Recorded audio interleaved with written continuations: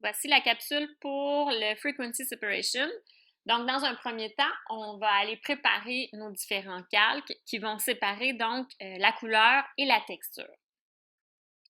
Je clique sur mon calque background et je vais faire deux copies de ce calque-là. Donc, pomme J. Le premier, je vais le renommer couleur. Et le deuxième, je vais le renommer texture. Dans un premier temps, je vais aller préparer mon calque de la couleur. Donc, je vais fermer l'œil de la texture. Je vais dans Filtre, Bleu, Gaussian Blur. Pour déterminer le rayon avec lequel je veux appliquer mon Gaussian Blur, en fait, je vais partir un peu plus bas. Donc là, je vois de la texture au niveau de la peau. Je vais avancer jusqu'à ce que je ne vois plus de texture, mais je veux conserver toutes les nuances dans les couleurs puis dans la tonalité de mon image. Par exemple, si j'allais trop loin, à ce moment-là, je perds complètement les nuances des couleurs. Donc, je sais déjà que je suis allée trop loin. Donc, je reviens et tout ce que je veux, c'est vraiment d'aller lisser la texture de la peau. Donc, à peu près comme ça. Je dis OK. Ensuite, je vais aller sur mon calque de texture, je vais ouvrir l'œil et je vais ensuite aller dans Image, Apply Image. Je dois aller indiquer sur quel layer je veux que le calque texture soit combiné. Donc, je vais chercher ici mon calque couleur qui est mon calque juste en dessous ici. Ensuite, je dois aller choisir le Blending Mode Subtract parce que je travaille avec une image qui est en 8 bits, qu'on voit ici. Si je travaillais dans une image 16 bits, cette petite recette-là dans Apply Image va être un peu différente. Je vais vous le montrer dans une autre capsule. Donc, pour l'instant, on est dans une image 8 bits. Je choisis donc le Blending Mode Subtract, opacité 100%, Scale 2 et Offset à 128. Je me retrouve avec une image grise où la texture est apparente.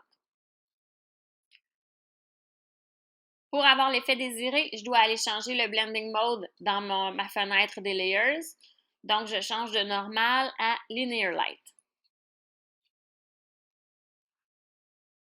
Donc là, je suis prête à commencer à travailler au niveau de mes différents calques. Ferme tous les yeux sauf celui de mon background. Je me rends compte que j'ai absolument rien de changé. J'ai simplement préparé mes calques. Donc, dans mon calque des textures, je vais pouvoir aller enlever tout ce qui est texture, donc aller enlever les petits boutons. Je vais pouvoir atténuer un petit peu les pores de peau également. Et dans mon calque couleur, je vais pouvoir aller enlever un peu tout ce qui est rougeur. Donc, aller modifier au niveau de la couleur. Par exemple, je vais agrandir comme ça pour bien aller voir. Donc, par exemple, ici, j'ai une petite rougeur. Donc, je vais prendre tout simplement mon lasso. Un feather entre 7 et 10 habituellement fait un bon travail. Donc, allons-y avec 8 pixels comme feather. Et je vais juste venir encercler comme ça la petite rougeur.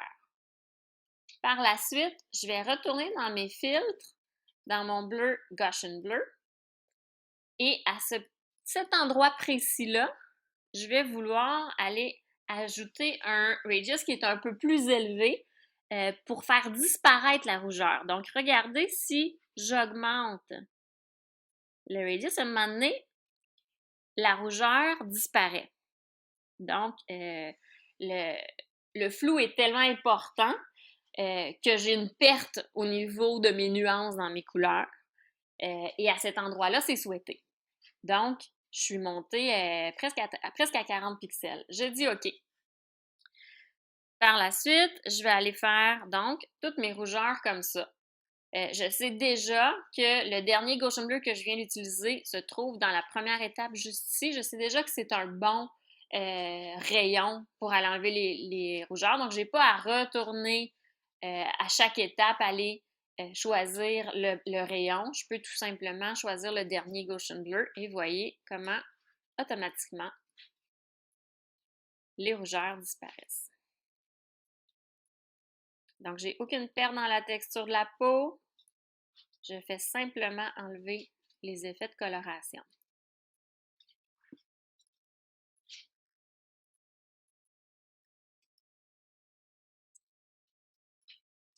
Une autre ici. Si ça ne fonctionne pas de problème, je vais aller le corriger au niveau de la texture de la peau. Je me promène comme ça partout dans l'image. Donc, j'ai un autre ici, effet de coloration que je vais tenter tout d'abord. Parfait, ça a fonctionné. D'aller corriger. J'en ai ici également.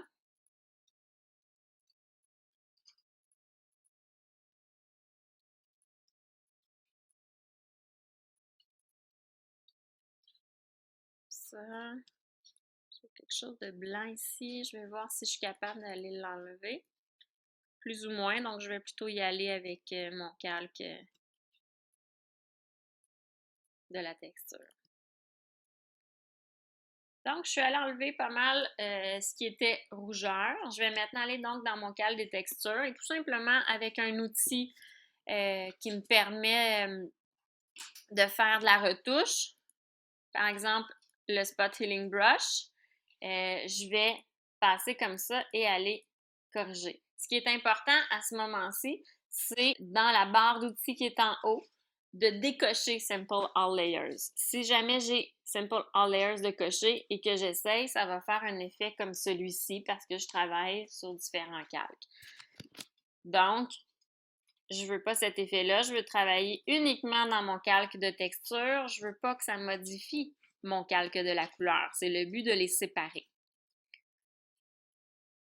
Donc, j'irai comme ça, un peu partout, corriger au niveau de la texture de mon image. Un petit cheveu ici. Je pourrais peut-être aller prendre le patch tool ici, en mode normal. Venir voir si je peux enlever. Parfait, ça a fonctionné.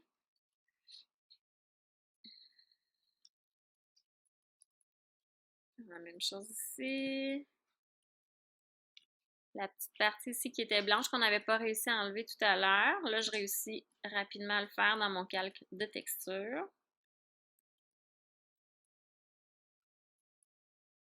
Parfait.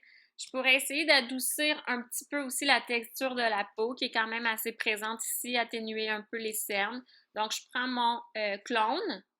Je me mets en mode normal. Je vais y aller avec une opacité à 22, un flow à 35, un hardness à 5. Et je vais tout simplement, on enlève ça. J'étais à All Layers. On se remet en Current Layer. Et je vais venir donc au niveau de la texture, essayer de remplir un petit peu les pores de peau.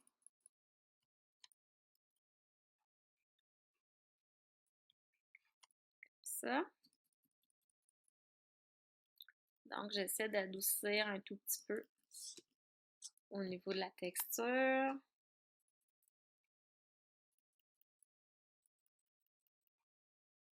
Comme ça. Si je veux aller enlever les cernes, c'est de la couleur, donc je vais aller dans le calque couleur.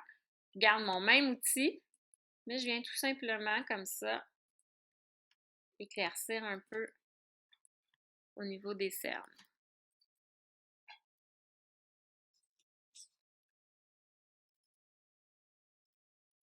Donc, si on regarde un peu le travail qu'on a fait jusqu'à maintenant,